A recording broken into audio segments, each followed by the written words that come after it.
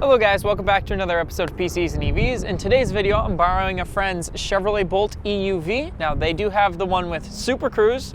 They don't have the Sun and Sound, unlike my girlfriend's car, which has the Sun and Sound but no Supercruise. And we're gonna try out the Supercruise hardware. Now, this one is the white Bolt EUV. I forget the exact name of the color. It does still have the navy interior with the navy colored seats, just like we have on ours. But we're gonna hop in and get it started. All right, guys, so we are all set here. Thankfully, all of the roads near us are mapped for Supercruise. Okay, next one. So we'll be able to get that tested out and we'll go from there. It's time to hit the road. All right, so we are merging onto the highway. Then I will go through and get Supercruise going. I have never done this, so I'm not 100% sure how to do it, but I'm sure it's relatively intuitive. I should be able to... So you set active... The adaptive cruise, yep. So it's whatever you want. And then Supercruise not available yet. Yeah, you gotta get in lane and be centered and all that.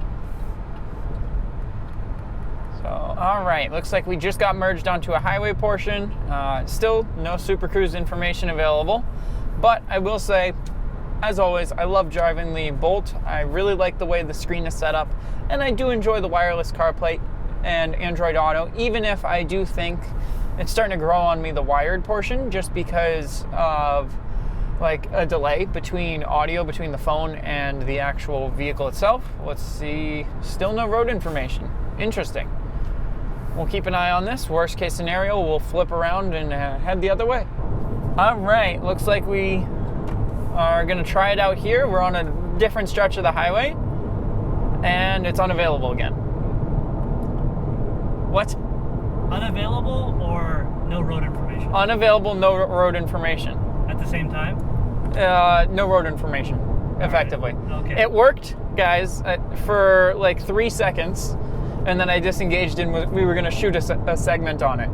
So where it works so far it seems fine, but we haven't had a very large sample size. We'll see if we can get more sample size momentarily. All right, so it's blue, which I don't understand, but we finally got Supercruise working. Is it green now? It is now green. Okay, good. I can now take my hands off the wheel and it's driving itself. So far so good. It seems to be very similar to Hyundai's Highway Drive Assist in the Genesis, where it doesn't do lane changes for you. I expect it's gonna freak out for a second because we lose the right side of the lane, and it did. It disengaged. The light disengaged though where it goes blue, because it's still looking for more lane information. In a second it should take back over, which it just... Blue means standby. Standby, yep. And then just took back over. It's green again. And we're probably gonna flick over to blue again. Oh, no. Other exit lane just merged in, great. Yeah, I mean, this seems very similar to Hyundai's Highway Drive Assist, the 1 or 1.5, but not 2.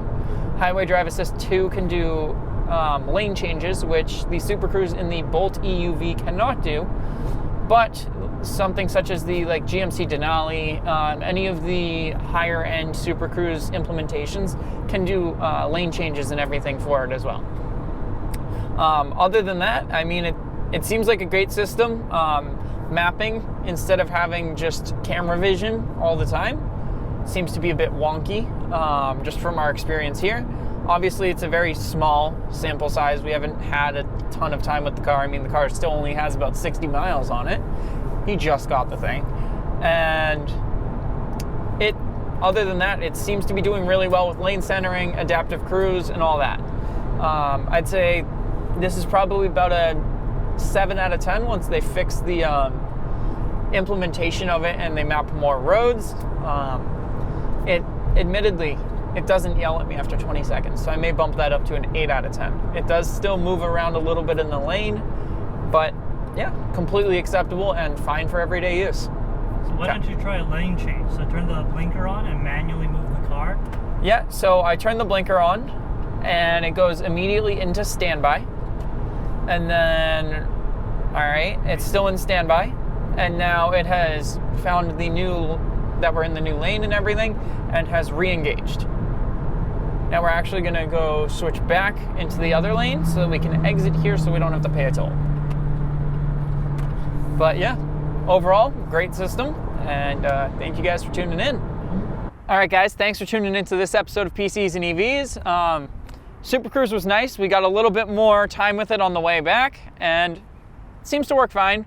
Not sure that I'd pay $1,500 or whatever the cost is. I think it's actually like $2,100, but it works pretty much the same as highway drive assist. I enjoyed it, and if you guys have any other questions, comments, any concerns or anything like that, as well as any other videos you guys want me to make in the future, let me know down in the comments below.